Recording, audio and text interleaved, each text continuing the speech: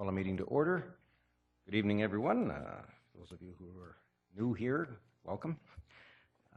Two quick announcements.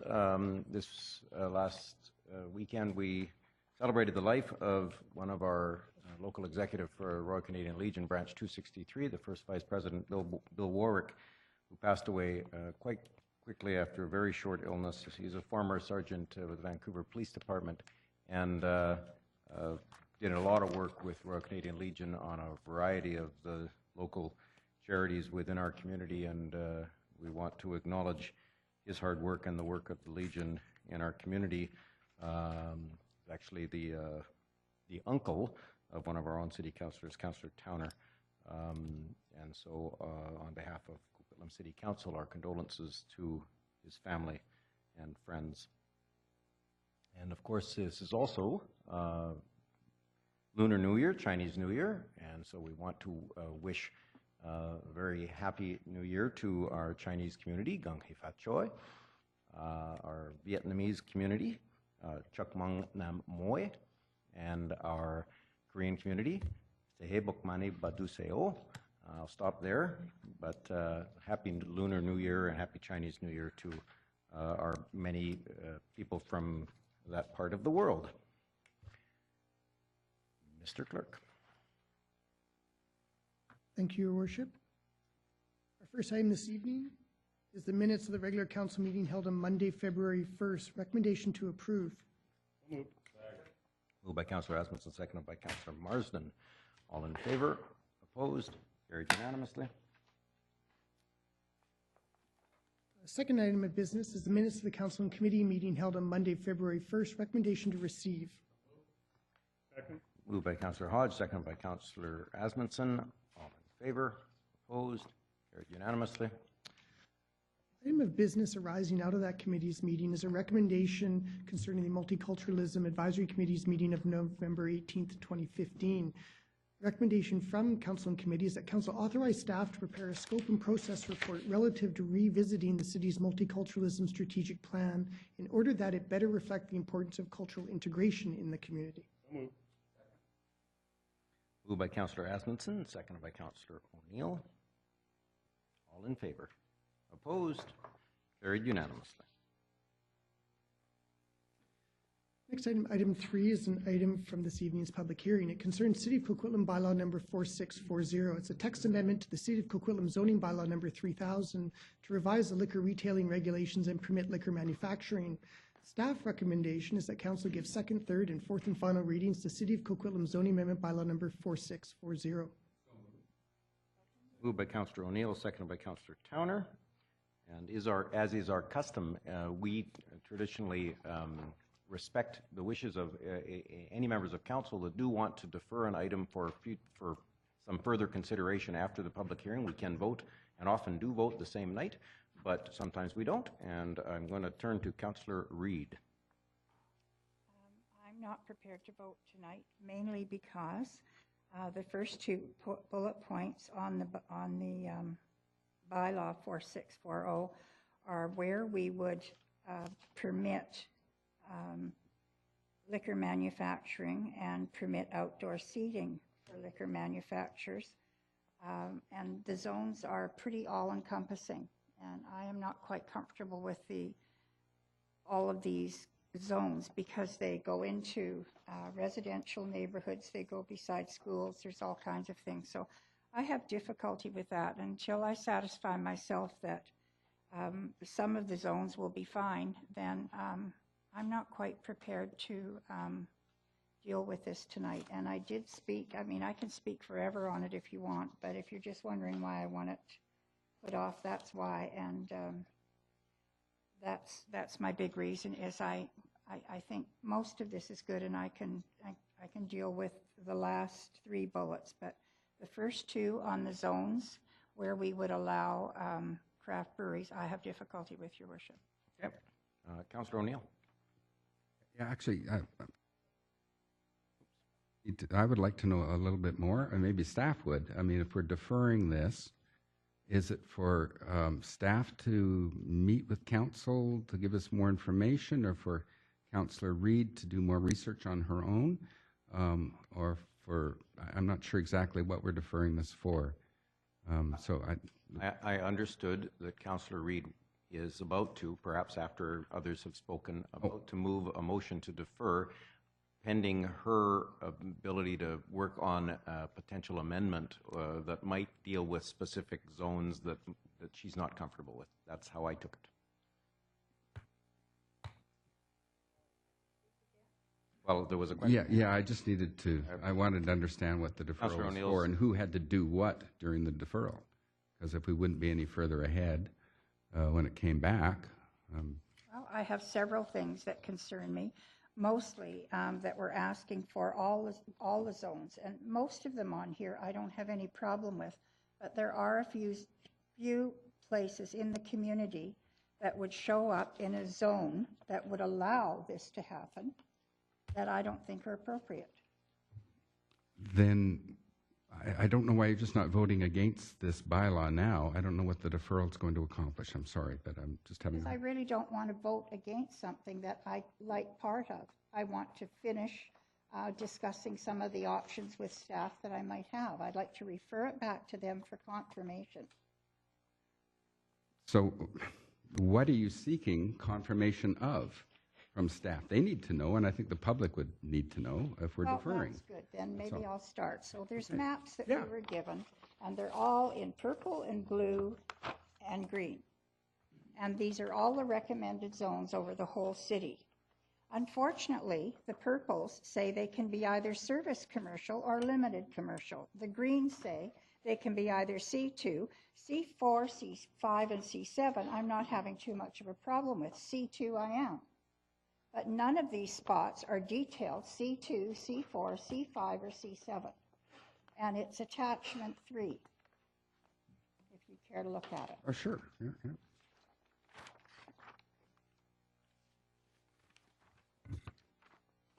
Attachment 3 is the bylaw, sorry, which...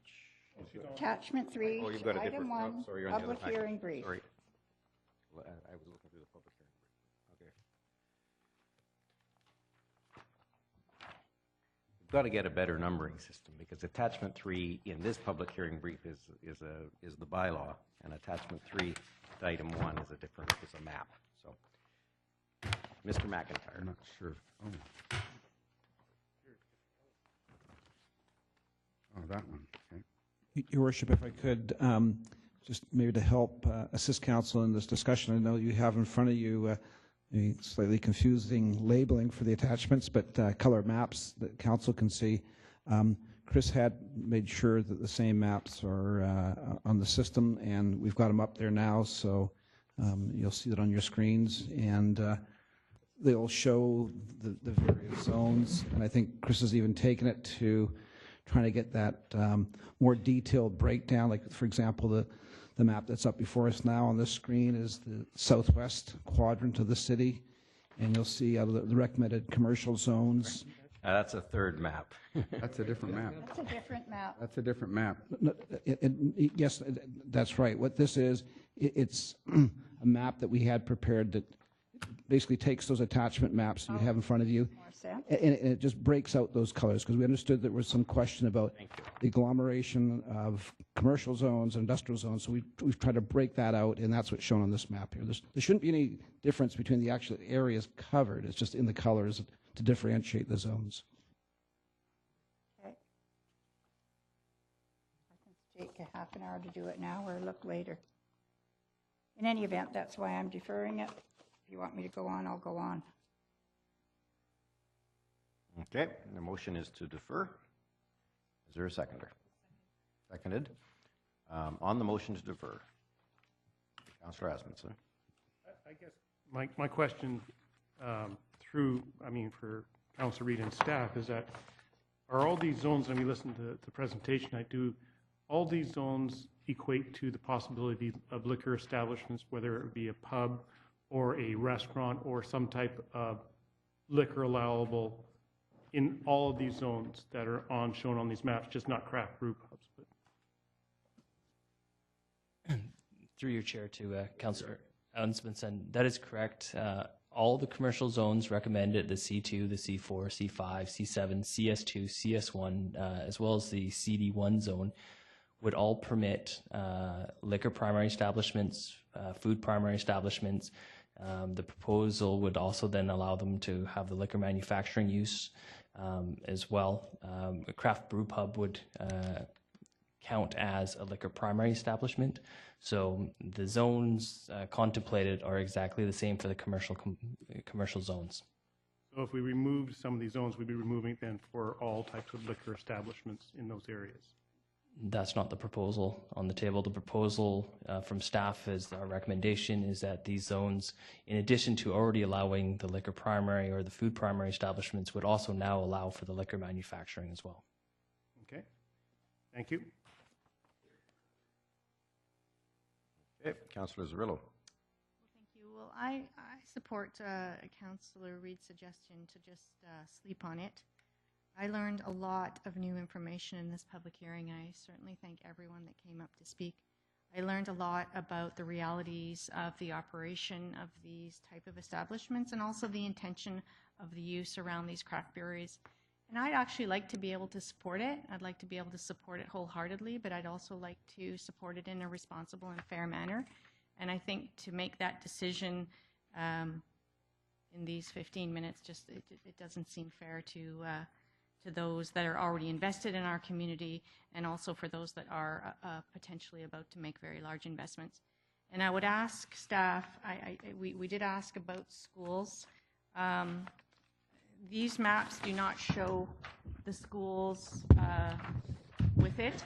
I think that the public feedback said that most people were okay with it being close to a church or a park, but there was an overwhelming desire not to have them close to schools. And I think anecdotally we've heard that there could be other things being sold out of these locations at some point. So I just think that it's our duty to give it the time it deserves, and I would prefer to defer. So thank you very much. Thank you. Councillor Hodge on the motion to defer. Yeah, I'm okay with that, although I think I asked a lot of questions tonight. I learned a lot, and like Councillor Zerillo, I appreciate the dialogue and the people who have come out tonight to show an interest in this and their community. One of the things I am interested in is if we defer this to next week or a future week, will we get more information back? I understand that Councillor Reid has some concerns or something, and I'm just wondering if those are addressed, in what manner they will be addressed, or what information we will have that we won't have now, or should I ask, raise my questions at this point? I would raise your questions. I suspect what we might have is a motion from Councillor Reid that amends it to exclude C2 or something like that. And then a motion to amend could go forward, and we would vote on the motion to amend and then vote on the... That could be the process. Okay. My question is, just looking at the previous map that we had up on the screen here, because it's different from the map that I'm looking at. That one says recommended commercial zoning areas for liquor manufacturing. The one that I've got in my package says recommended zoning areas for liquor manufacturing. What is the difference? Because I have areas on my map that are industrial, and they would be allowed. Is this map that you've put up here with the green an addition to, or you've just pulled these green ones off of this map? He's produced a map that's only the commercial zoned properties that would allow this, but there are also industrial zone properties that would allow this. So the industrial zones are okay. These are the commercial zones because of the concern that's been raised here.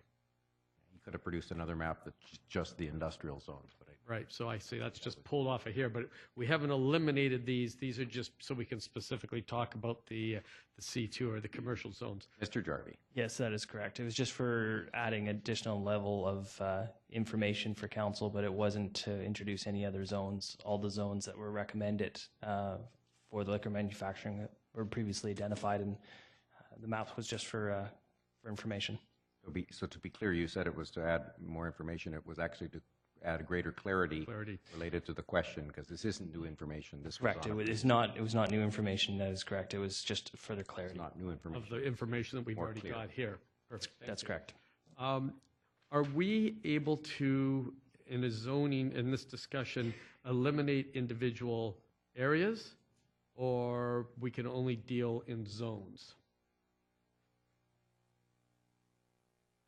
It's a backwards way of doing comprehensive zoning.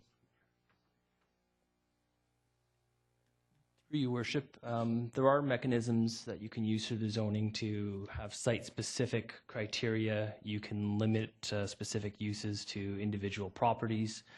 That's been utilized in other cases within the city. However, our approach is that we suggested a broad approach where we permitted it in all the zones. We could, as the mayor alluded to, potentially reduce the number of zones or keep the zones, or we could introduce other limiting distance criteria. However, the recommendation at this time is just to permit it within the number of zones as recommended. Okay, because I look at the zones, I think what you're doing makes sense, but then you see a specific property that falls in that zone in an area that you might not necessarily envision having this. And I know this is a challenge because whenever we do zoning, one could say, well, I'm going to have a restaurant there. We don't really have that ability because if it's an allowed use within that zone, they can put it there.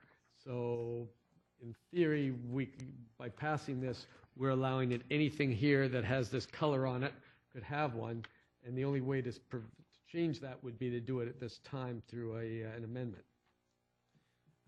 If I could, Your Worship, just adding to what Chris has mentioned, and we have done this on occasion, but it's been actually the reverse, where a specific use is only permitted in that zone on a specific property or properties. We have a civic address in legal, so we've done it that way. I imagine you can do the reverse of that, which would be within that zone to specifically preclude it on certain properties and certain legals. But I think that's the sort of thing we'd probably want to go back and just confer with the city solicitor and make sure we're giving you the best advice possible. But I would think conceptually that can be done. Okay, I'll wait to see where the discussion goes. Thank you. Well, this is on the motion to defer, so you're going to be essentially, any questions might relate to whether or not anything can be accomplished by deferring, and so I'll accept Councillor Hodges on that and Councillor O'Neill. Yes, thank you. And so I was raising some questions about the need for deferral, and I'm given to understand now that it will give Councillor Reid a week perhaps to develop a proposed amendment of some sort, and give Councillor Zerillo a week to at least sleep on it, which is great. I've got no problem with that now that I understand what the deferral is attempting to accomplish. And before we have that deferral, I just would like a little information that can add to what the C2, C4, C5, and C7 zones allow. Councillor Asmundson, I think, asked earlier whether you could have restaurants that sell liquor and things like that, and that's the answer to in all those zones, and that answer was yes. I know in the C2, you're allowed to have a liquor store and accessory liquor stores in C2 right now. Are liquor stores and accessory liquor stores also allowed in C4, C5, and C7?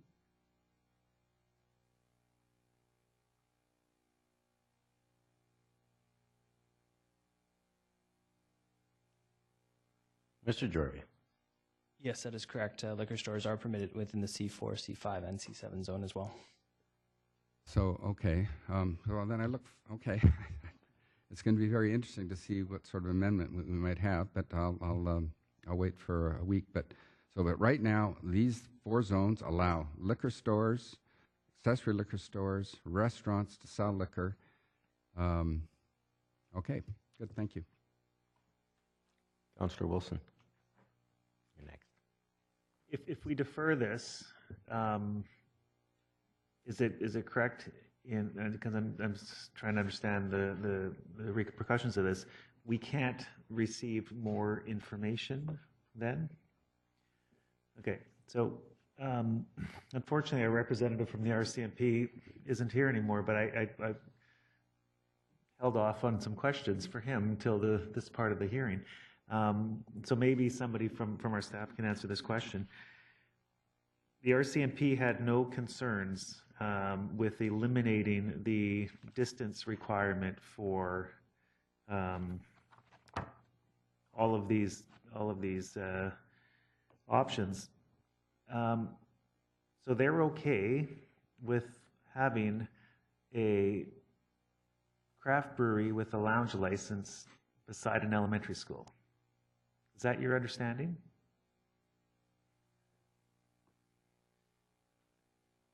I wanted to ask them directly, but they're not here. Without trying to make too much of an assumption on what the RCMP's thoughts were, I can comment to what their comment was, and their comment was, from a policing perspective, there is no objection to removing the separation distance from a school, public park, place of worship, or anything like that. So that's what their comment was. From a policing standpoint, probably not an issue. From a societal impact, Okay, I got to stop you there, though, on the motion to defer. I'm just trying to. I know. If I say yes, I can't get these questions answered. Oh, next week. Oh, of course. Right. Okay. I thought I had to get. Yeah, I got it. Okay. Sorry. Okay. Any question that you're allowed to ask today, you will be allowed to ask at the deferred moment. Yes. Thank you. I'm sorry. Okay. Councillor Reid. Now that I've created this great storm here, this map that is up now that takes the C2, that takes the commercial zones and denotes them into 4 different colored greens, I'm only concerned about C2. So if I could have C2 omitted from this, I would be a very happy lady. Well, That gets rid of the one beside the school. And these are just recommended areas for liquor manufacturing. It's not going to stop the liquor sales or the pubs or anything else. It's just going to be the manufacturing ones. Well, if someone hadn't already moved a motion to defer, you could move an amendment. Well, someone could withdraw a motion to refer too, couldn't she?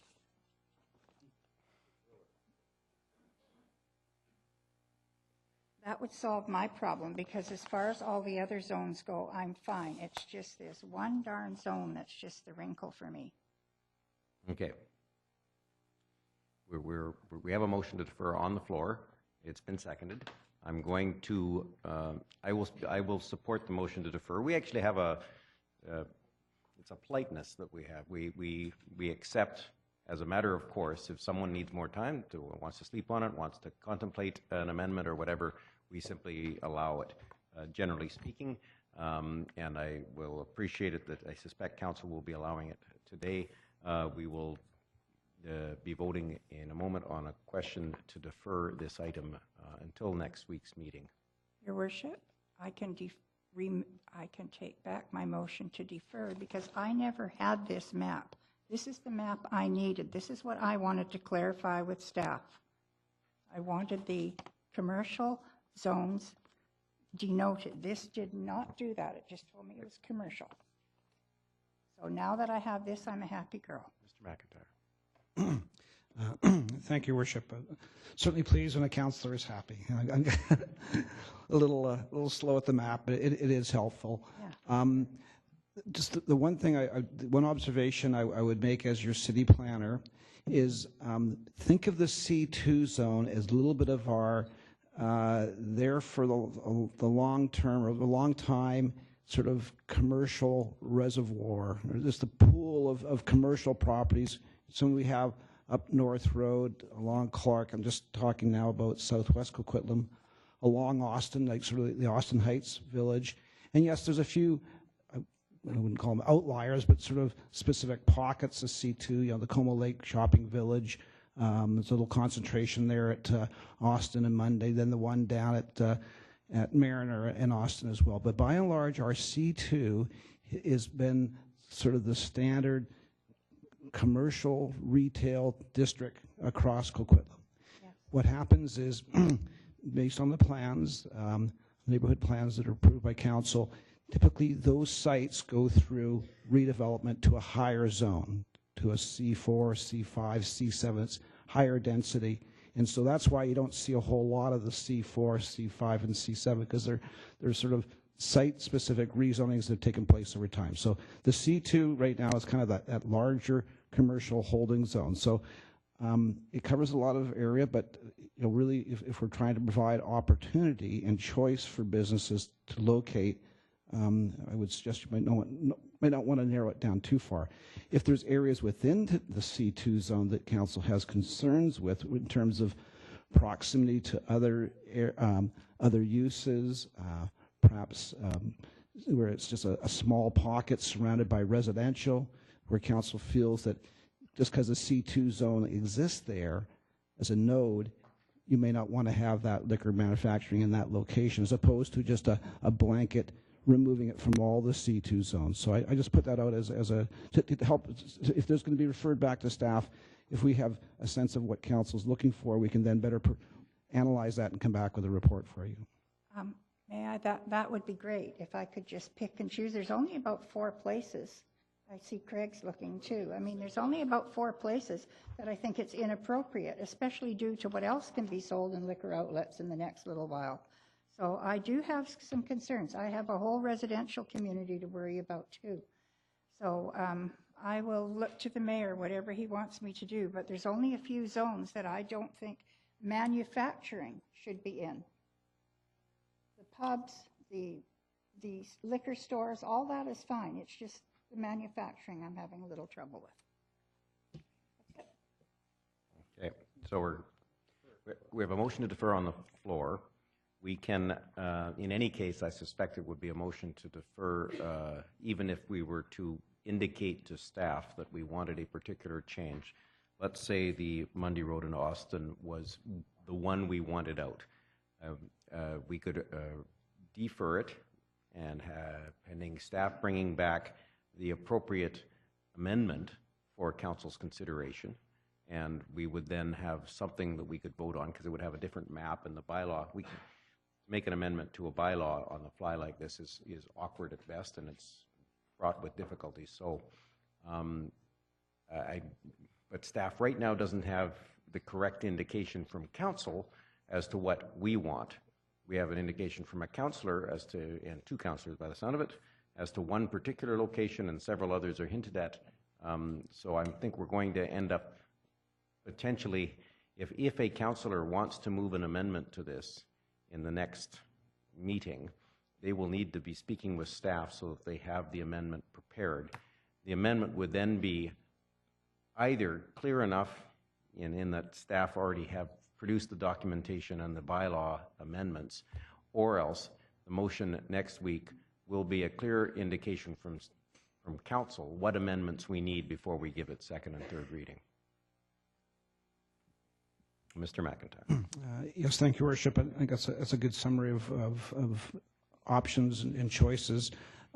Again, from staff's perspective, we'd really appreciate some direction and clarity, and I think also that more respects to the nature of and openness of a public hearing. So there's been discussion tonight. There's been a lot of feedback we've received. I think it's been invaluable. Council still has some concerns. If they can provide clear direction to staff now, we can take that away, and we can even try to come back with the bylaw amended based on that direction for council's consideration next Monday. That would be a tighter time frame, but also it would have that clarity for people here tonight, for staff, and I think maybe for council too, to know what they're asking staff to do. So I guess what I'm suggesting, if there is a consensus at the council table as to what you're looking for, give that direction to staff, we will take that away and try to turn that around as quickly as we can. I don't know that I can ask for a consensus at council table tonight. For example, my concern, apart from perhaps Mundy and Austin, is Como Lake Village. I wouldn't want anyone who's ever had even a taste of alcohol to try to navigate their way through that parking lot.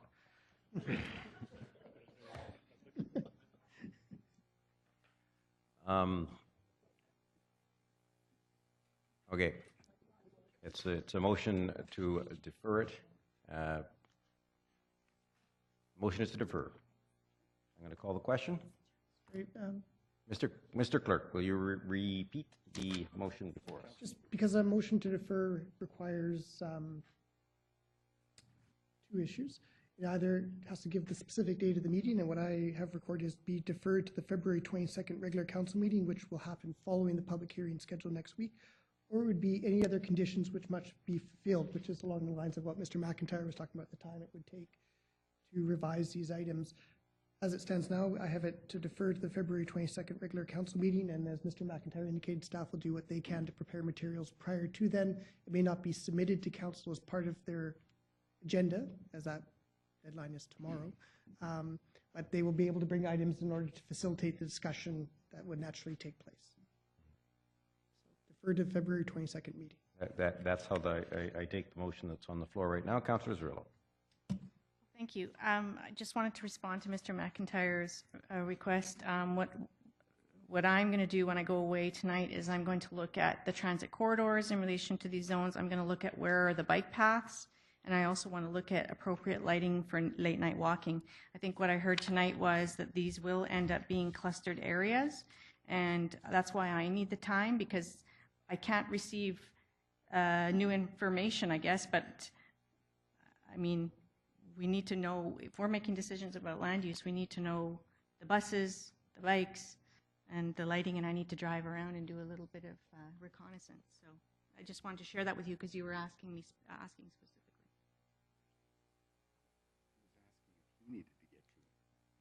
Okay. I don't think they're allowed to. I don't know.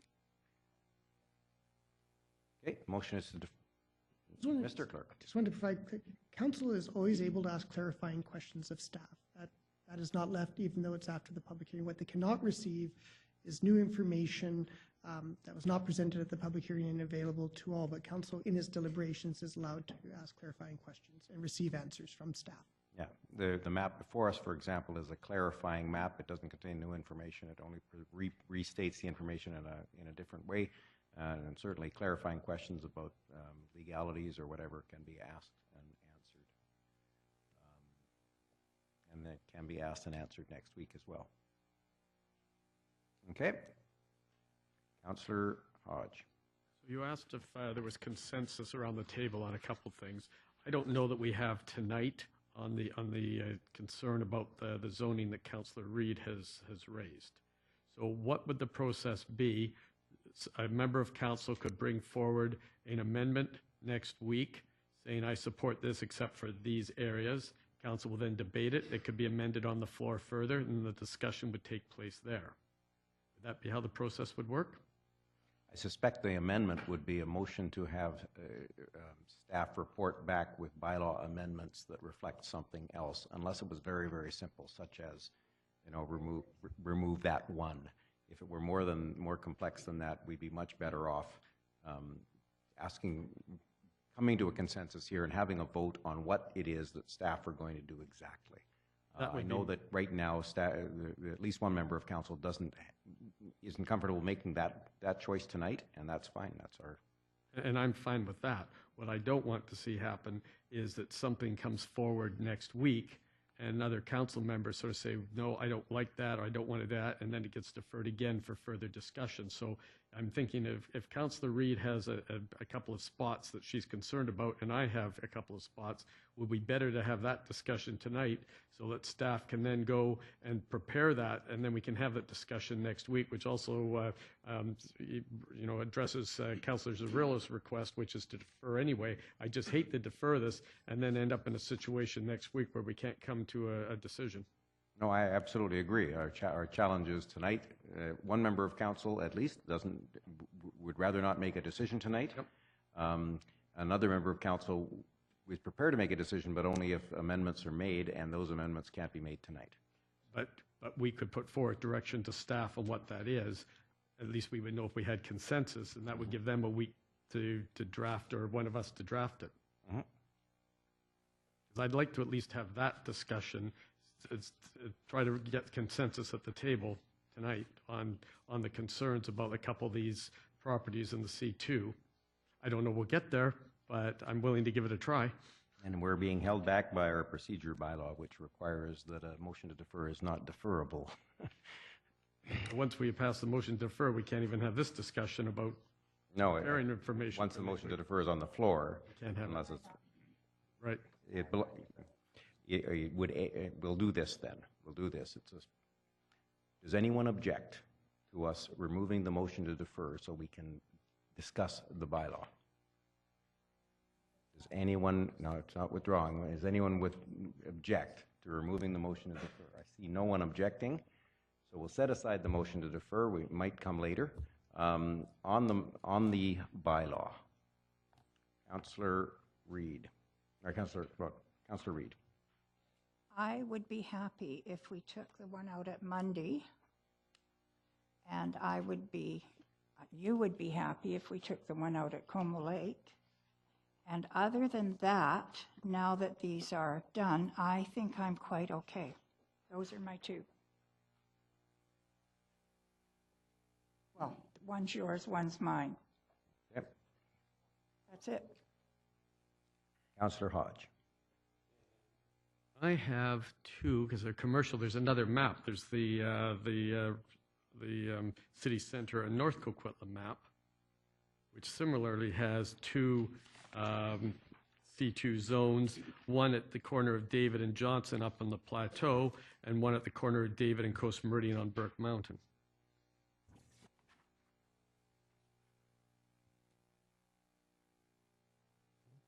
And you don't like either one of those? Well, I'm just wondering if council wants to discuss whether or not this would be just for craft breweries or for others. So those are the ones I'm concerned about. I'd just like to have discussion on these two and the two that Councillor Reid has identified.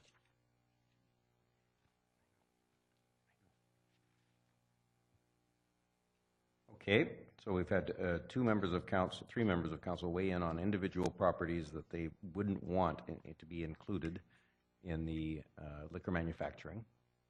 And we have a total of 4 such properties now. Councillor O'Neill. This is kind of doing things on the fly if we're going to, well, you can't really you can get consensus maybe in committee, but there has to be, a vote on whether or not you want the staff to prepare a bylaw, to redo the bylaw to remove 1, 2, 3, or 4 specific properties. And I really don't know. And I don't think it's fair for, so you've been thinking for a week about these properties that you don't like and would like to have them out. I haven't been thinking about that. I've been thinking about having to deal with this bylaw as a whole. And I found the process tonight fantastic. I mean, it was very informative, and I really learned a lot, and it helped me make my decision. But these specific parts, I thought we were talking about whether or not C2 general commercial generally should be allowed to have liquor manufacturing, and I'm not prepared right now. So I would have to vote against instructing staff to bring us back an amended bylaw next week with these things excluded. Now, if I lose that, then I'd have to decide whether or not next week how to vote on that bylaw with these properties out of it. So it's very difficult. I would thank you for signaling right now the ones you are concerned about. It gives me some time to think about it. And now I'm really in favor of the deferral. If this is where we're going with this discussion, although the deferral is not being discussed right now, is it? But now I think we have to defer, without a doubt, because you're introducing a whole new concept in here that we hadn't thought about. Next week. Well, I'm not prepared to think about that. Acting Mayor, I haven't, I know where these properties are, but I'd like to take a look at them and look at the fact that these zones do allow for liquor stores there, for restaurants serving liquor, for all sorts of stuff like that. And okay, well. So then why these ones and why not the other ones? These ones are too close to something that you know about and I don't know about. I'm not ready to support any specific thing tonight on this. That's my comment. Thank you.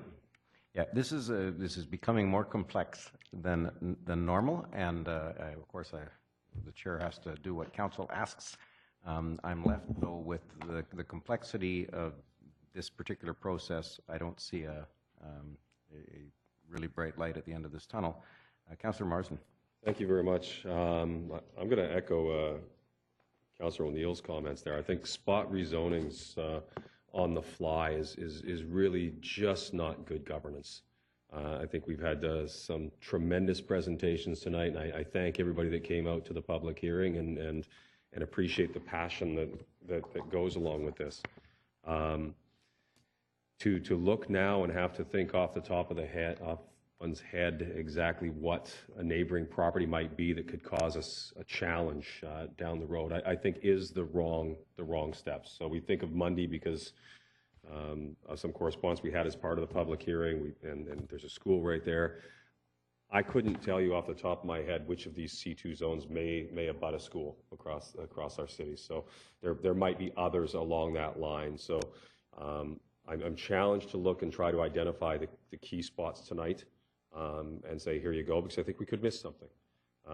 That said, David and Johnson, one that Councillor Hodge would like to remove, I've heard contrarian opinions. People think that's a wonderful site to have an establishment up there with the beautiful view off down the hillside. So I think if we're going to do anything on this, aside from moving forward with what we have, it probably has to take greater dialogue and work with staff offline. So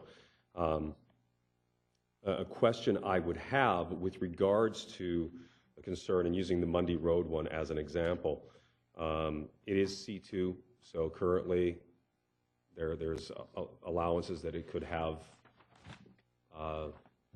licensed facilities, correct? Okay, it does with the restaurant that's right there, correct? So now that said, even if we were to go forward with this and allow the liquor manufacturing, if they wanted to do, and what we heard tonight was that the lounge component is a significant part of the business case to make these fly. So that still comes back to us as council to review. So we could look and say, well, yes, the zoning may fit, but the neighborhood really doesn't want that right there, so that's a no. Is that correct? Through the chair to Mr. McIntyre? Mr. McIntyre. Your Worship, that is correct. That's the city has chosen to opt in to the province's liquor licensing referral process, and with that, there's such a license is referred to as a license application. There's a consultation that's undertaken by the city clerk's department that helps inform our review. There's a joint staff review, and there's a report that goes forward to council, and so ultimately it's council's decision. The council motion that is ultimately adopted is then relayed back to the province for their consideration in dealing with that license application. Thank you for clarifying that. So again, I appreciate Councillor Reid's concern with the liquor manufacturing, and the only area where my concern is going to come in is if somebody really felt there was a business case for a full-blown manufacturing outlet on one of these sites. So that's truly outside the scope of what the craft breweries that we're talking about is. So if somebody looked and said, I want to take all of Como Lake Village and put in a massive brewery, C2 would enable that. Is that correct? Under the manufacturing in point 1? Assuming it meets the definition of liquor manufacturing, where it's also got the accessory retail component, and then yes, if it's just an outright manufacturing component, it would be in the industrial zone. Okay, all right, so thank you. So that really clarifies my concern. So if our specific pieces are we want to look and find out where there's perhaps contentious areas that we want to spot zone, again, not our role to do that tonight. I think that has to go back to staff. So if the will of our group is to send it back to staff, and I would ask for you would identify any other of these C2 zone properties that directly abut a school, as is the case with Mundy Road. That would be the direction I would seek to get clarification. Otherwise, I'd be prepared to move forward with this and vote on it tonight as is. Thank you. Okay, Councillor Rasmussen. Oops. Go ahead. Thank you very much. I don't agree with what's been put forward here. I mean, a couple things. I live on Burke Mountain. People on Burke Mountain that's been growing have been asking for a pub for a number of years up there, some type of liquor establishment there. So to say that you don't want that there, it's a brew or brew pub or a pub would be welcome in that area because people want something in that area. If you were to talk about an area that I have concerns about lounges and stuff like as they are, maybe becoming a pub depending on how they are. But this would be an area where if you were to have a brew with the lounge, it would be an area because there is no other competition around it. It would be an area that would be, the people up there would welcome. So I wouldn't be in that. Johnson, my other concern is that when we look at the Monday Road one, we had 2 restaurants there that are liquor licensed in there. The one restaurant is in what used to be a failed pub. So there was a pub approved on that site a number of years ago. Jake's actually applied to be a pub, and for the same reasons that Councillor Reid is now, it was because of the elementary school, it didn't get approved, but it's always had a liquor license. Always had a liquor license. But we're also stating from the RCMP, and we're talking about schools, is that we've said we're going to remove all the restrictions from places of worship, schools, parks, and everything else. So by this, you're saying it's okay to have a pub, a restaurant, anything else selling liquor in here, a liquor store, but not a brewery with tastings. And I don't understand the reasoning on that. I don't. So, I mean, it's alcohol. It's a consumption of alcohol. And so I wouldn't be supporting removing these areas out of there. I think, once again, I don't know if the market, talking from what some people mentioned tonight, I don't think Monday would be a location that they would be looking at locating at anyways. Just I don't know if they would be Coma Lake Village. Well, Coma Lake Village, they could have a restaurant in there, they could have a pub in there, and the parking lot would be the same challenge for those in there. So I don't see the difference in those areas. Thank you. Okay, so we're about to start the 3rd round here, and so what I'm going to recap here is that if an applicant came to us and said they wanted Jake's to be which is now the Sun Moon, was Austin Diner for a while, and wanted it to convert back into a liquor, into a microbrewery with a lounge endorsement, Council would be able to reject that. Yes. Mr. McIntyre. The lounge endorsement component of that liquor license application be referred to City Council for comment. And if that was Council's decision to not support that, that would be communicated back to liquor licensing. Yeah. Now, I can't imagine them opting in that circumstance to go forward with a simple manufacturing without a lounge endorsement in that location, but if they did, I don't have a problem with manufacturing. There is other commercial things along there, but I'm more concerned with the 2 restaurants that are already in that location. There's a Greek restaurant and both of them have liquor licenses. And so from my perspective, we still have the right to decide where a microbrewery with a lounge endorsement locates, even after if we approve all of these commercial potentials. The lounge endorsement always comes with a referral to Council. Okay. And from my perspective, it's the lounge endorsement that would make me, perhaps flippantly, decide that Coma Lake Village isn't a good place for a lounge, or Mundy Road in Austin. So I have no problem at this point voting tonight. Although if the motion to defer it till next week is made, then I will support that as we traditionally do. But from my perspective, my discomfort with that commercial zone, the commercial individual locations is gone, because they're going to come back to us if there is a lounge endorsement applied for. And I suspect that the operations that we now see in Port Moody, quite successful, they would not take place without our approval in any of the locations that we're talking about. And I recognize fully that the folks up in Burke Mountain would be really upset with us if an application came before us to have something fun up there, and we rejected it. Oh, yes, they would. Councillor Zerillo. No, sorry, Councillor Hodge. Councillor Hodge, are you? Yeah. Sorry. Okay, Councillor. so the reason I brought this up is we were discussing about possibly eliminating the C2 zone. And I didn't want to see us take out that entire zone because that would have eliminated the corridor along Austin and Clark Road and everything. So I was just assuming that there are a couple of areas here that are C2 that are very different. In my mind, I was thinking that what we heard tonight was that these proponents.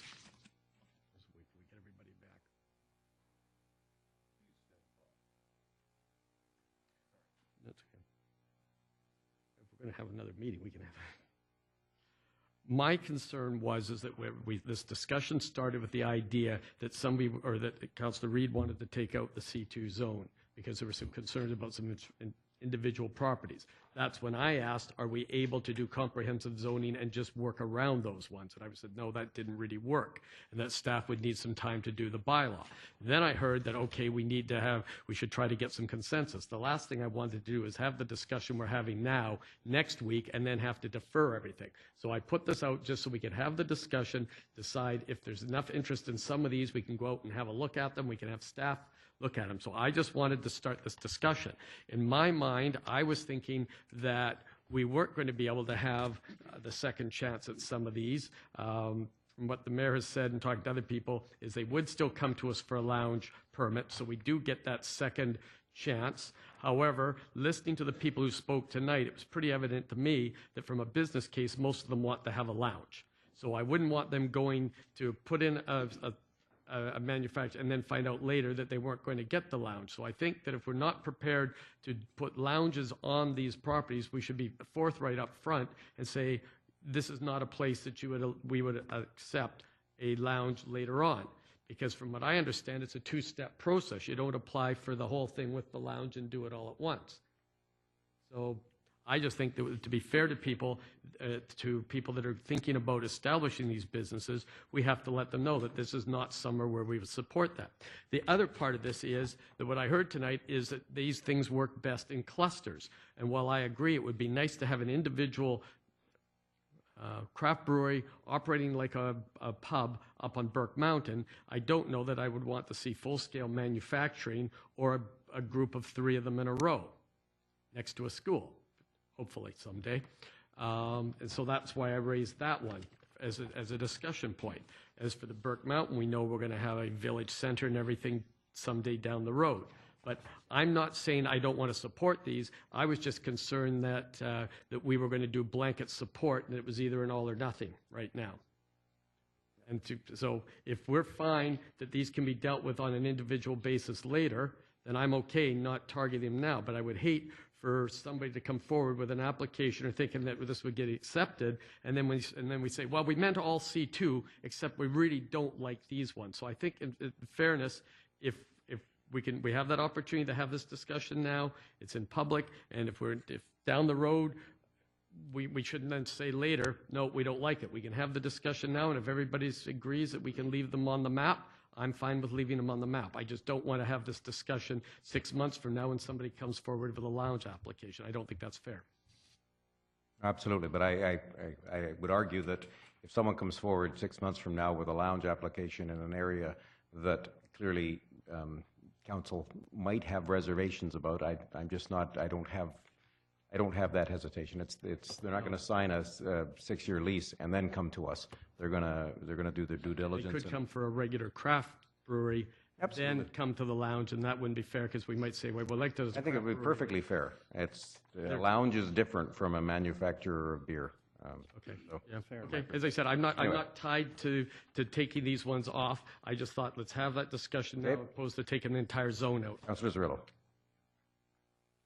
I just want to thank other council members that have talked about not somber second look, but sober second look. Terry, you missed it. Sorry.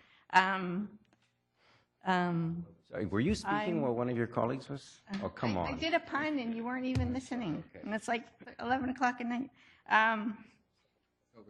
So I'm still of the mind this is way too complex to decide tonight. One of the things that's coming out, we talked about the lounge. What's bothering me now is there's a very big difference between a factory and a pub.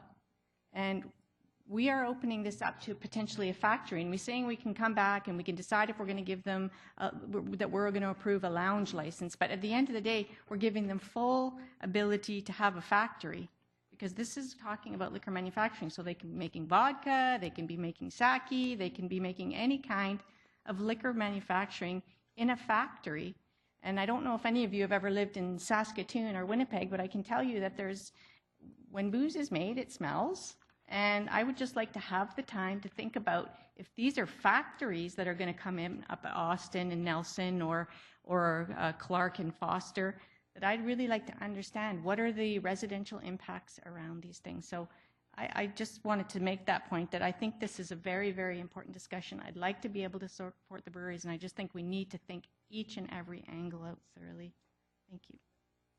Thank you. And Councillor Wilson will end the debate before we...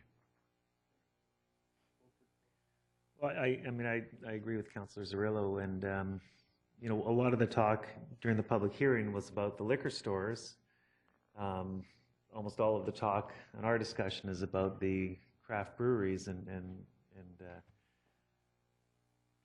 I understand, you know, that we have control over the craft breweries. What I just would like clarification on: do we have control over a liquor store going in? So we're concerned about a craft brewery in an area that we don't like it. But do we, if we pass this the way it is, do we have the opportunity of turning down a liquor store in areas that we don't like? Or are we bound by this? Liquor stores come with a referral. Mr. Jarvie. Within the zoning parameters, yes, the liquor stores are permitted in these zones. So a liquor store could open, assuming it meets the 1 kilometer separation that the province has, and that they're able to acquire a license. Then yes, they would be able to go into these C2 zone properties. So, you know, it's one concern I have with this bylaw then is, you know, we don't have any distance separation. So, you know, we could have a liquor store right beside Mundy Road Elementary School. Well, again, if the police are okay from a policing standpoint, that's fine. But from a societal standpoint, I don't know if I want kids walking by a liquor store at the corner of their school, you know? So, yeah, it's complicated, and I think we need to look at this a little bit more carefully. Thank you. Okay. And Councillor O'Neill. Yes, a few people, including Councillor Zarillo, raised an issue about defining, what leads me to ask the question, how is a craft brewery defined? Is there a size limit on what a craft brewery is? Or can it be a big, full-scale, what did you call it, a factory? But we have ideas what factories look like with smokestacks and everything like that, and we have an idea what a craft brewery looks like, that, you know, it's kind of funky and fits in the neighborhood and everything like that. So is there an actual definition for what a craft brewery is in terms of how many liters a year it can produce, or something like that? Or can a craft brewery be as big as it wants to be? Mr. Jarvie. Well, for the liquor manufacturing license, the craft breweries, as you're referring to, there is a limit on the amount of production in a year. So that's how they keep their craft status, is by staying within that certain limitation. From a manufacturing perspective and referring to it as a factory, the rents on a commercial property relative to an industrial property would probably prohibit the large, full-blown factory-style manufacturing occurring in any of our commercial zones. It'd probably be limited to our industrial area. So the economics of using commercial land for a factory work against that, and keep a craft brewing. We're just allowing, if we go ahead with this, craft breweries, which are limited in the amount of a beer they can produce, or a distillery. Now, because we're open to liquor production, there'd be no limit to a little boutique distillery, how big they could be. But you'd say that the economics of that would prohibit it because commercial land would be too expensive.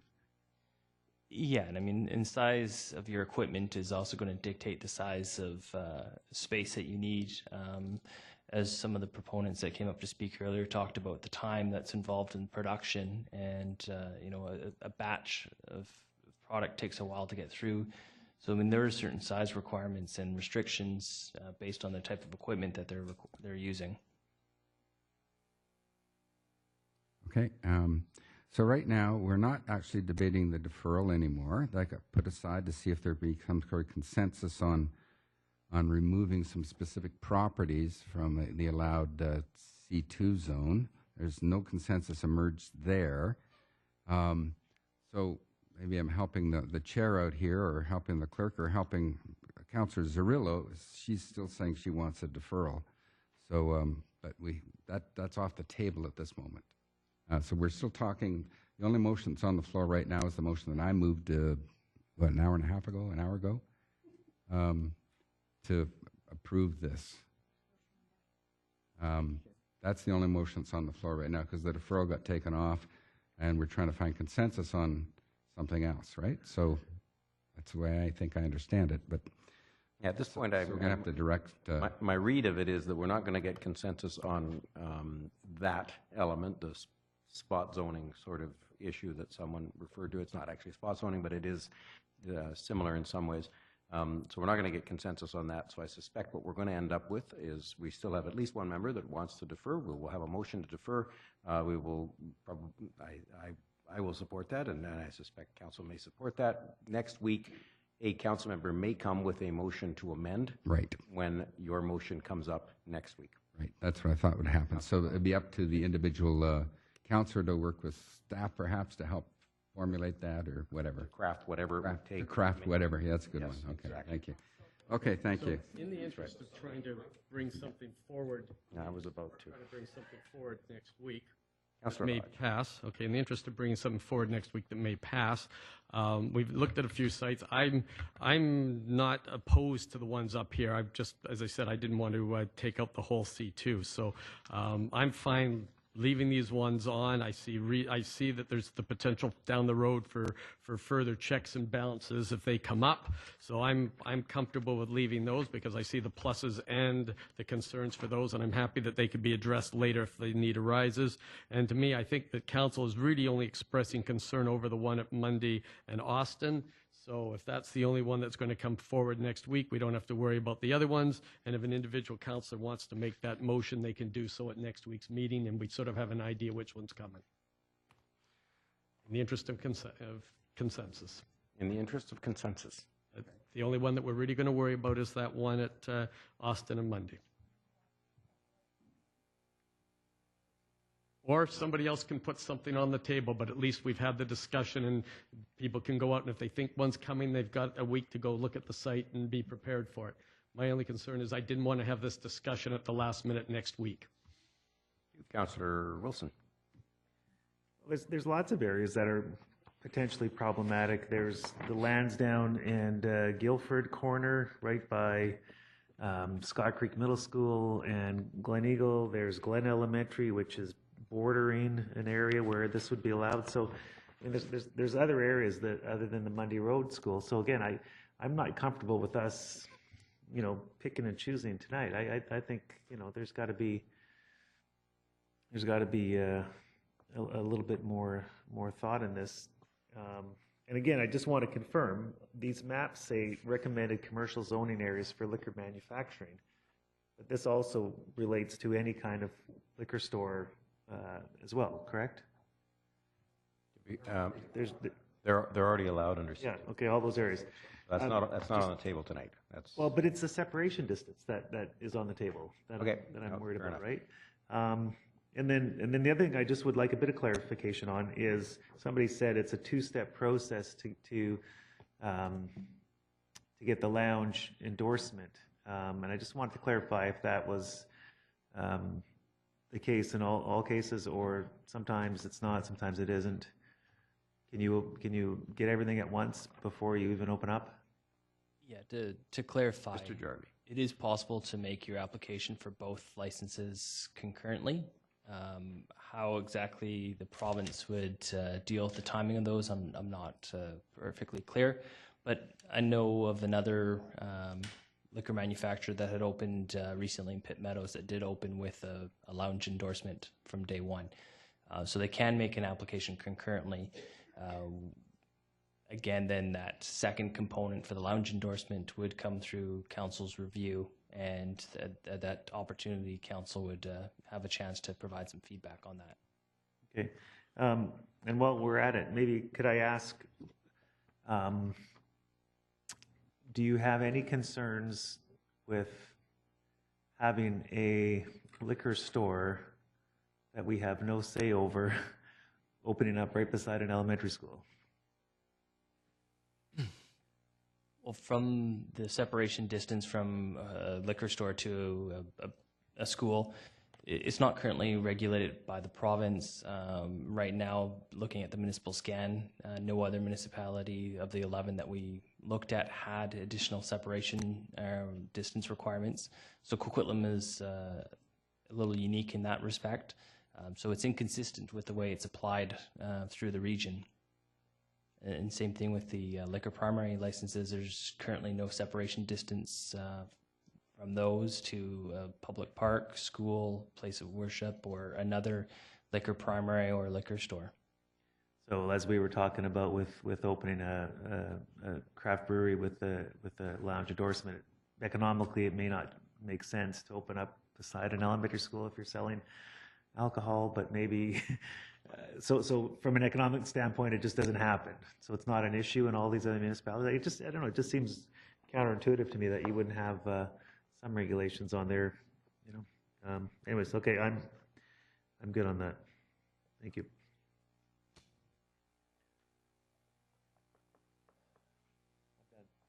Okay. Councillor Marsden. Thanks. This looks like it's going to be pushed forward. So the piece I'm just going to ask very quickly of staff.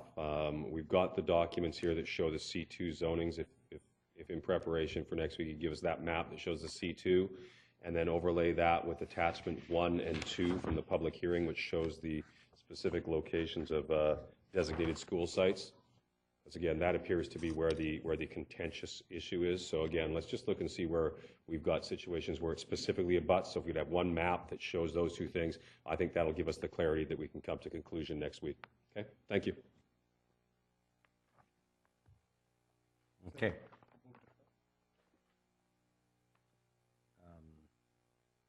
Okay, we still have one member, or we still have members who want it to be considered next week instead of this week. I'll need a motion to defer. Moved by Councillor Asmussen, seconded by Councillor Zerillo to defer till next week's meeting.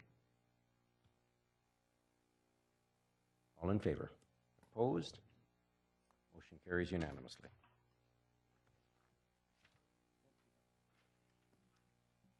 Oops, Councillor Towner. Sorry, I didn't. When did you?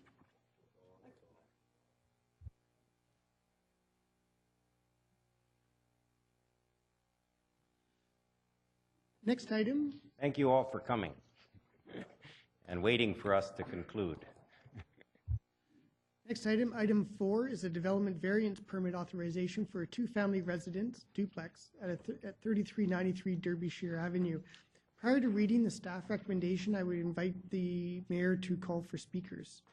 Development variance permit. We'll have a mini public hearing. Are there any speakers here on this item? Sir, come forward.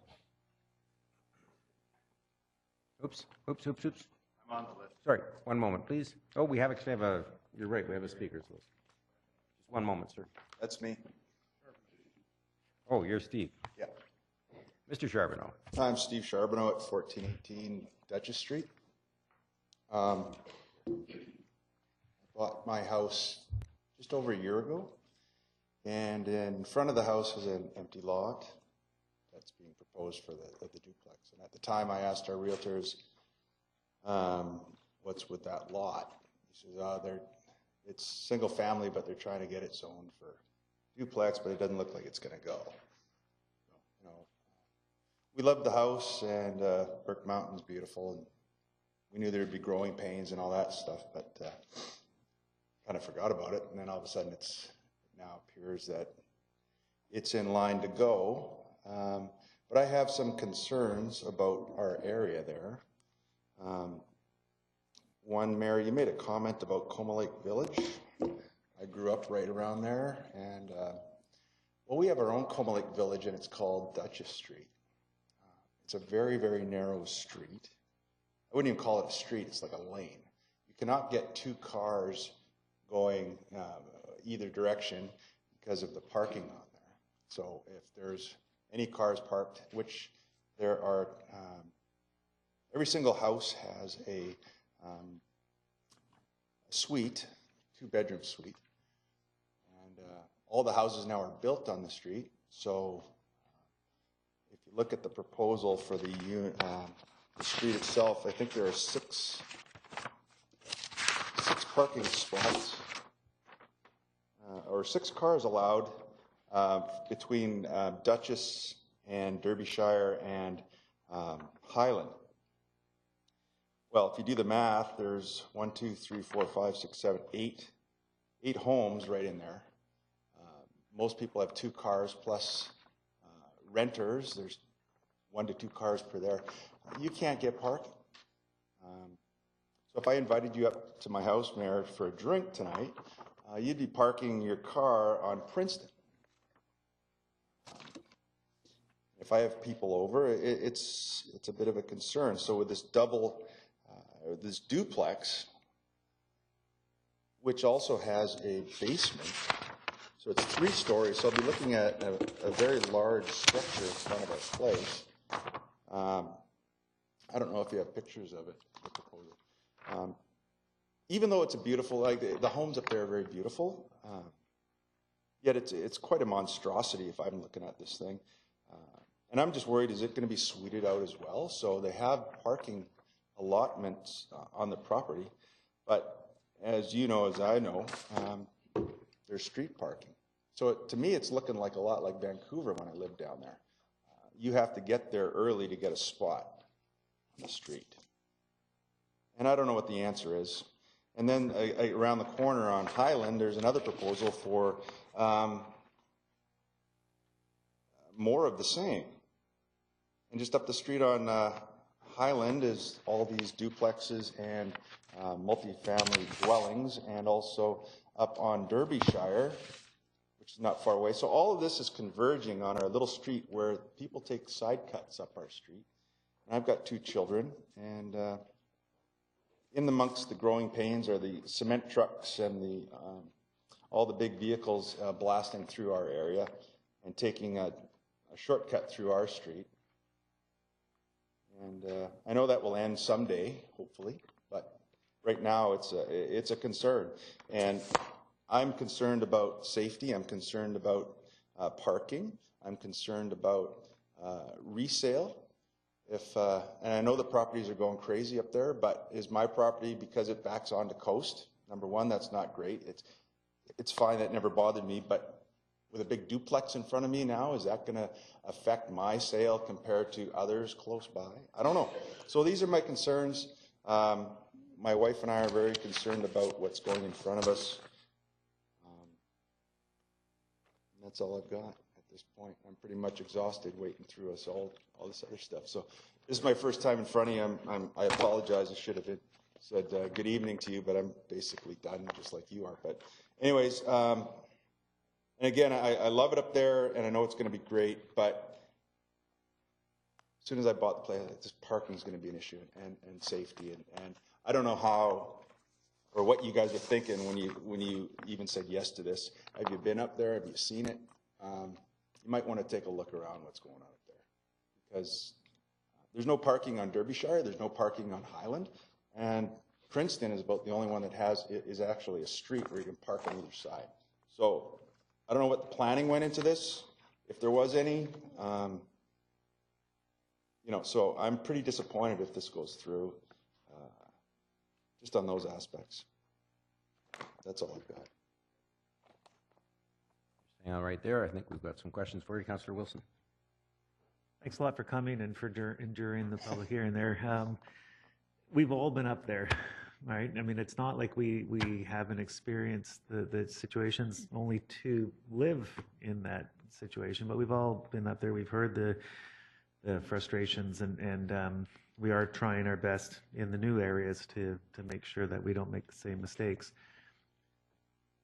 However, I guess on this lot, what would you prefer? A duplex with 4 parking spots, or a large house with a large suite and 3 parking spots? Well, there's an identical lot just above it, north of that has a large house on it. You know what? I don't know what the answer is. I'm hemming and hawing depending on who moves in there. Like the people in that corner lot, there's no one living there, right? So there's no issue there. Right. Yet they have quite a large driveway and a huge garage. So that's like a 4-spotter right there. And the challenge we have is we don't have control who buys. Exactly. And so I understand that. And trying to balance the impact on the neighborhood with parking for 4 cars, in this case, off street, or potentially 3 cars with just as many people living in the house, right? Would that duplex have a suite potential? No. I mean, those are just questions I had, right? Clarify that. There is no access to the basement from outdoors, Mr. Jarvie? In the current iteration of the drawings, there is a basement and there is an access to the basement. Should council choose to grant this variance, there is a development permit that would be required, that would be staff approved, and through that process we could gather some of the feedback and incorporate it into some changes prior to a DP approval. Yep. Yeah, it's just, again, it's... There was just one other question I had for our staff. This is not an attempt to rezone to allow a duplex. A duplex is already allowed on a lot like this. Is that correct? Somewhat, yes. The R7 zoning does allow for 2-family residential, however, has a lot width requirement. This particular application is requesting to reduce the width of that requirement in order to allow it on a slightly narrower lot. So the lot area is a large enough area, it's just not narrow or wide enough, and so it's not a rezoning, but it's a variance. Correct. It is already zoned RS7. It does have sufficient area. It doesn't have the sufficient width. Okay, thank you. And that was another thing, excuse me, it just, if it was already zoned for a single family, you know, again, I'm nitpicking here, but it just seemed, yeah, it just seems, and again, I'm kind of at a loss in a sense, right? I'm just kind of throwing this out here, and I'm just throwing my concerns about the whole area, I guess, of Duchess Street, which is not a street. I mean, it's as wide as from here to that desk, you know, and I don't know, it's afterthought, but what could have been done about that, but it's going to be an issue. Thank you, Councillor Thank you. Wait, Councillor Asmussen. Well, thank you very much. Through to staff, we got a parking survey or study going on. I've had concerns about, I have one of these street laneways beside my property, and you know, putting parking on does create a one-way street. Now, we've allowed it in these areas. Are we looking at changing that in our future development so we're not going back to the same type of issue moving forward again?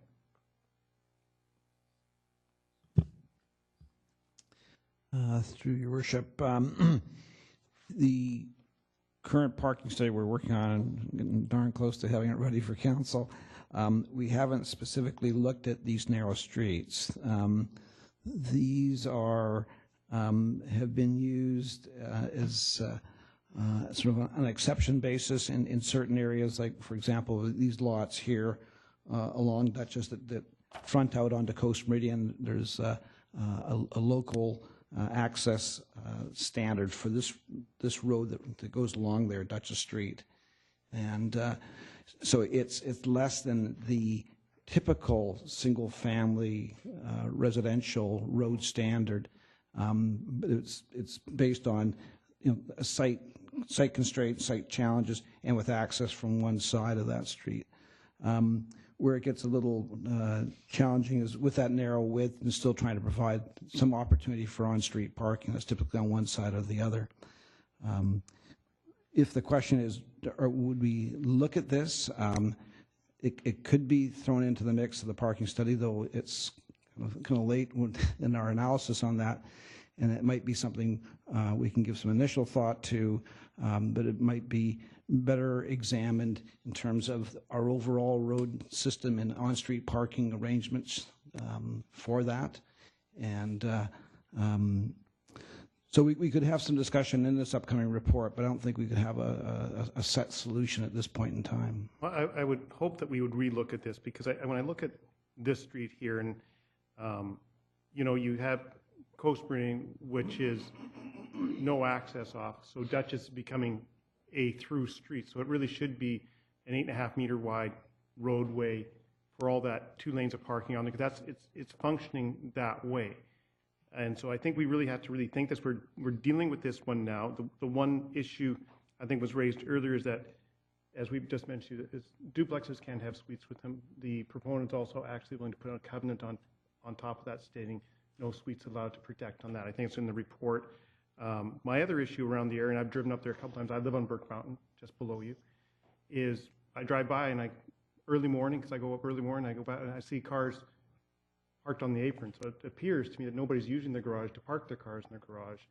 They're parking them on, and they're storing stuff in them. So this is just not on that street, but that's, and my issue up there is we're providing parking spots, garages, but people aren't using them, which is contributing to the problem. So that's my one issue, but thank you for coming out.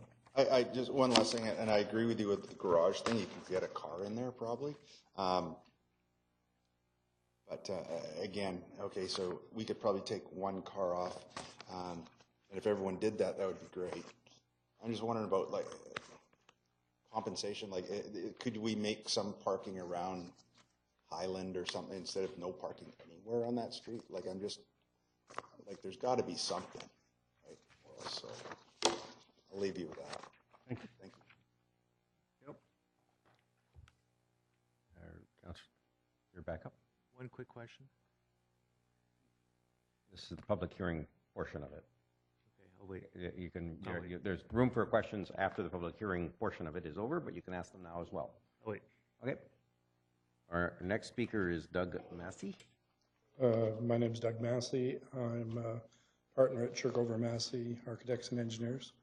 I've been asked by the property owner to represent him tonight, although he is sitting here and is available for questions should you have any. I had a whole long speech, but I'd rather have a beer. And so I'm going to just keep it really simple and talk a little bit about the fact that this is a very minor amendment that we're asking for, simply reducing the lot width from 16.3 meters to 14.5, which is about 1 foot, about 1.78 meters, which is less than 6 feet. But the lot has been configured to be 800 square feet bigger, 78.7 for the charts, larger than the minimum lot size. So essentially, I think what the Bunt study shows is that because we have access and parking on Derbyshire for 2 of the cars and on Dutchess for 2 of the cars, there's actually a length of space in front of our property that is available for street parking. And I think in the future too, you'll notice when you look at the configuration of the lots immediately to the east of this lot, Derbyshire will also be widened for the development of there's still another empty lot there, the larger lot, and that should be able to be widened, and you'll have a bit more street parking on Derbyshire. It's a problem. It's the configuration of the properties, and but I think I think it's actually better to control the same number of bedrooms in a duplex as there would be in a single-family house with a secondary suite, and you get 1 more car just because of that. So the owner has signed a 219 covenant, or will be signing a 219 covenant, not allowing any suites in the basement. or any other secondary suites within the duplex. It is limited to a two-family dwelling only. So, unless there are questions, that's. Councillor Wilson, do you have questions on this? No, I'll wait. Thank you. Thank you very much. Okay, those are the only two speakers I had registered. Are there any other speakers to this item? Are there any other speakers to this item? Third and final time, are there any other speakers to this item? I will close that portion then. Councillor Wilson.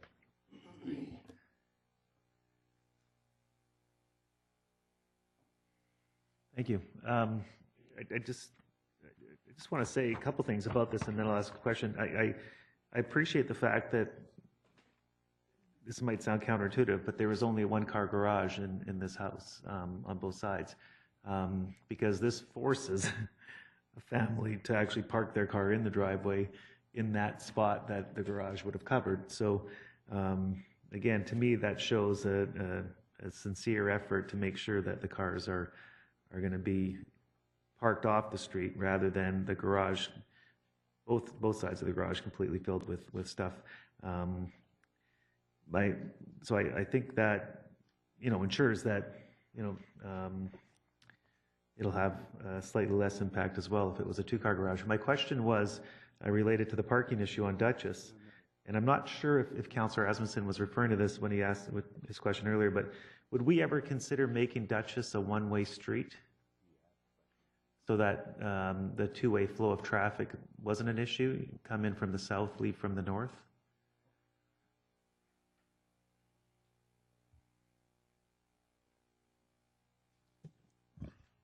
Mr. McIntyre. Yeah, through the chair. Interesting suggestion. Sort of thing we'd have to take back and just and look at with the engineering staff. One-way streets do tend to be can be challenging unless there's a real clear logic or safety factor around it. You could sign up for one way, but people will be tempted to cheat because it's just, their driveway is just a short distance up there and they'll run up the street and turn in. So I think more that the lesson to be drawn here is with the primary access lane, and where we've applied these in certain situations in Northeast Coquitlam, and maybe the end result hasn't been as beneficial as we've intended with their application. But I'm not sure. Maybe my colleague, the General Manager of Engineering and Public Works, might have some comment on the road nature and one-way restrictions. Through your worship, I'm not aware of investigating the option of making Dutchess one-way at this section. The Subdivision and Development Servicing Bylaw regulates the width of most of the roads in the city, and Dutchess at this section is considered to be a narrow street where the right-of-way width is 10 meters and the curb-to-curb pavement width is 6.7 meters. On this pavement width, if there is no parking, a low volume, very low volume, two-way traffic is permissible and possible. When there is parking permitted, then obviously the simultaneous two-way traffic is not possible. So in that case, in a sense, alternating one-way traffic can take place, where if there are two vehicles at times, then one would have to pull over and let the other one proceed. From the engineering perspective, for multiple reasons, generally speaking, this narrow roadway is not desirable, but in some instances, I'm not certain that this is one of those instances, but in some instances it's possible, and we would go for it, particularly when we are dealing with hillside developments. And so on hillsides, it's easier for the builders and from the traffic perspective as well to have narrower streets. as I said earlier, I mean, I really empathize with the residents in this area, especially, and I really hope that we don't design streets like this in any future parts of the city. But I do firmly believe that this is the best option for this lot. The alternative is a large house with potentially a 3-bedroom suite, and we've heard lots of stories of multiple suites and houses and the number of cars that comes with. So I totally understand the concern, but I do think that this is the best solution, and I'll be supporting this. Councillor Hodge. Sorry, my question was answered. Thank you. Okay, that's fine. The motion from Councillor O'Neill, seconded by Councillor Asmussen. Push my button. I know, I'm just acknowledging the motion. Yep, moved by Councillor O'Neill, seconded by Councillor Asmussen to approve. Councillor Towner. Okay, thank you. I also will be supporting this. I know Mr. Charbonneau talked about it being a single-family home, but 2 duplexes, or a duplex with 2 families versus 1 big house with 2 families and 1 less parking spot. I think this is a better use of the land. But I have a question regarding the garage on Appendix A, the site plan. Okay, a typical RS7 lot accommodates a single house with or without a suite. And at the bottom of page 1 of the staff report, it points out that under RS7, on a corner lot that's big enough, it's possible to build a duplex. And of course, no suites are allowed in a duplex. And under the RS7, the FAR, the floor area ratio, limits the floor area allowed in the building. The floor area includes all the floor space except for the garage. So back to Appendix A, it caught my attention on there, a note that says that the maximum allowable garage area is 430 square feet, and that the actual garage area in this proposal is 461 square feet, contained in the 2 single-car garages. So it's been explained to me that that note is wrong, that there is no maximum allowable garage area, that there's a maximum amount of exempted garage area. In calculating the FAR, the first 430 square feet or 40 square meters of garage is exempt.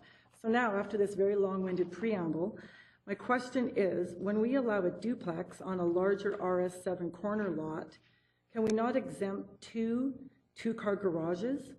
This proposal is for 2 one-car garages and 2 one-car carports. I'd be more comfortable encouraging 2 two-car garages.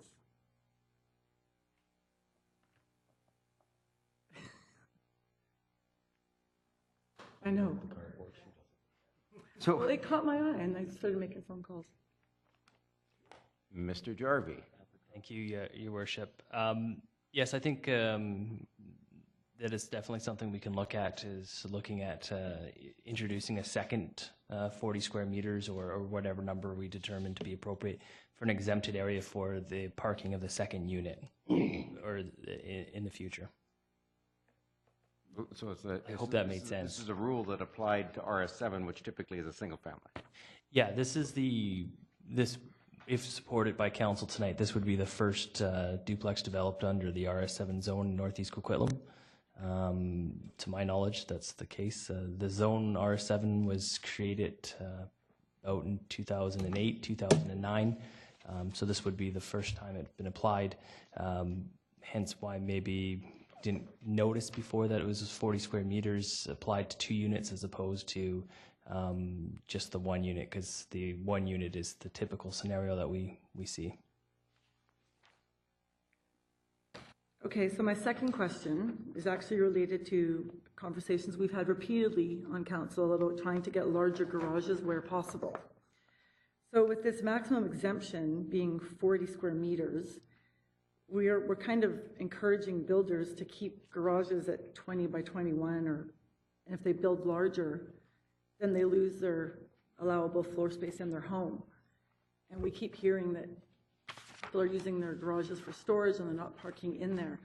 So I'm just wondering, if we add an extra couple of feet to the garage, will that encourage the use of parking in their garage rather than out on their apron?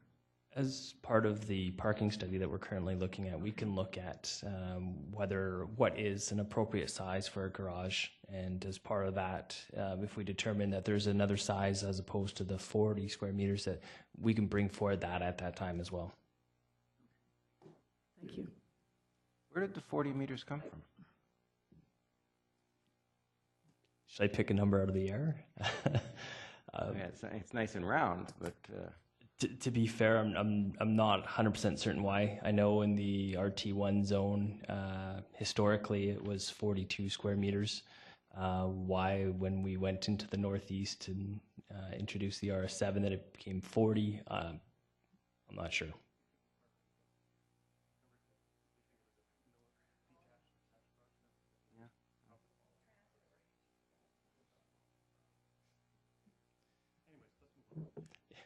Also, yeah, I can go on for a while. I actually had no idea that we had a maximum size garage.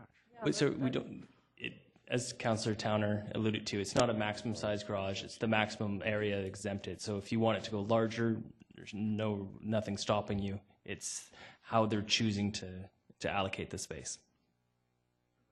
Yeah, so we exempt the garage from the FAR unless it's bigger than 20 by 21. Correct, and then it starts going in towards the floor area calculation. There you go. There. Mr. Jarvie. You're welcome. Thank you. Anybody else? Okay, the motion is a development variance permit. I'll tell you, my own concern is the same as been expressed here, the 3 cars for 2 families or 4 cars for 2 families. I recognize the bulk of this house from the street, from Duchess, is perhaps, well, I would argue it might not be that much bigger than a house that would be built under the RS7 rules for a single family. So I'm a little bit disturbed by the characterization, by the design, by the architect, that 6 feet is a minor narrowing of the property.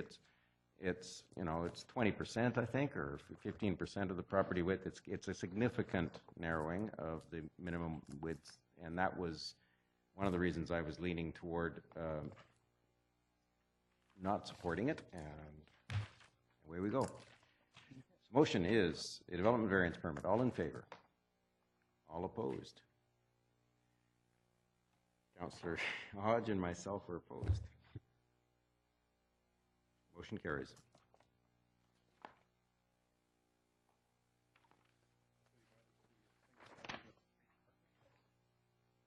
Next item, item 5, pertains to zoning amendment bylaw number 4655. This is for a proposed subdivision at 945 Walls Avenue. Staff recommendations, the council give first reading to see Coquitlam zoning amendment bylaw number 4655 and bylaw number 4655 be referred to public hearing. Moved by Councillor Asmussen, second by Councillor Towner. All in favor? Opposed? Carried unanimously. Item 6 is a development permit authorization for proposed 8 street-oriented homes at 3411 Roxton Avenue.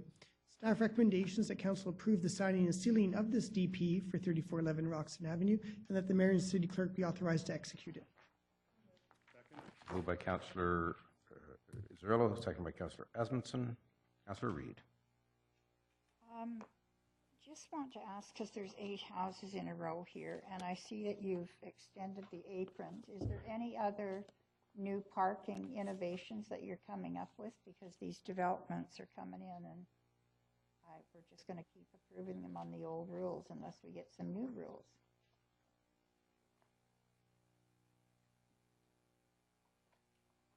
Where are we on the new rules?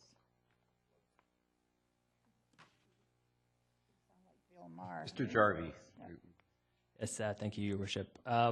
As Jim mentioned earlier, we're rapidly attempting to come to a resolution on that to bring forward to council. Rapidly? As rapid as we can. It's 11:30 at night. We're working rapidly trying to come to a resolution. In this particular case, as far as what other innovative ways are there to try and get more parking, to be fair, I think the applicant and their designers have done a a reasonable job here trying to find some additional parking opportunities on that site. And as it stands now, there's 2 unencumbered spaces for each unit and a 3rd parking opportunity in behind the garage on the apron. As far as going additional tandem and eating up more of the usable yard space, I don't think we're going to get any more independently accessible parking spaces.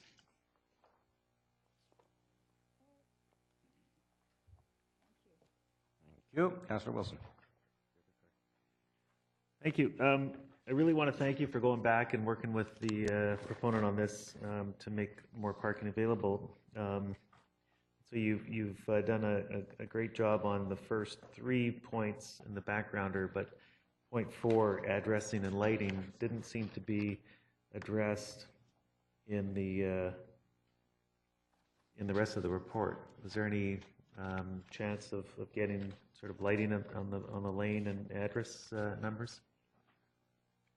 Yes, thank you, Councillor Wilson. The applicant has confirmed that they are willing to do addressing and lighting in the lane, and that will be a condition of the development permit that prior to building permit, we ensure that they include that in their plans. Great, thank you. Did I miss that, or? I'm not sure where it's referenced, but I think it is mentioned in there that the applicant came back, heard all the concerns from council, and they did a good job of addressing all those concerns. Great, thank you. Welcome. Okay. Nobody else? Question is a development permit. All in favor? Opposed? Carried unanimously. Next item, item 7, pertains to the Metro Vancouver Board and Brief for their meeting of January 29th. Our board representatives are available to respond to questions, and the staff recommendations that council receive the brief for information. Excellent.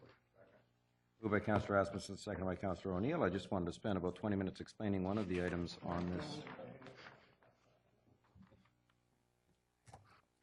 Councillor Marsden. I just have a question with about a 15-minute framing, so appreciate it. Just noting on the second page here, speaking to MFA, I found it interesting that Mayor Stewart, you are a representative as well as Mayor Clay's alternate. That seemed unusual to me that you would have both. In Mayor Clay's absence, do you have his votes as well as yours? You'd be carrying 9 to the table, or is that some form of typo? No, I'm sure it's not a typo. It's probably a reflection of how incredibly useful I am at these kinds of meetings. I have no idea. At least alternately so, anyways. Yeah, at least alternately so. So if Mike Clay can't make it, then I have to make sure that Linda Hefner can replace me or something. Yeah, we will get that corrected. Thank you for that. Thank you. It's I suspect it's a typo on the report rather than an actual mistake in the assignment of that. And then as far as the number of votes that are assigned to each, is that reflective of the size of the city, or are they just the first so many have 5 and the rest have 4? That's how it is, yep. Okay, all right, thank you. And typically they don't come to a weighted vote in any case. It's, okay. In my experience, in any case. But a good catch. Thank you. Anybody else? All in favor? Opposed? Move adjournment? Carried. The motion is to adjourn from Councillor Asmussen, seconded by Councillor Marsden. All in favor? Opposed? Carried unanimously. I will now have questions from the audience on any items on tonight's agenda. Any questions on tonight's agenda? Any questions at all? Or any other topic? Yeah.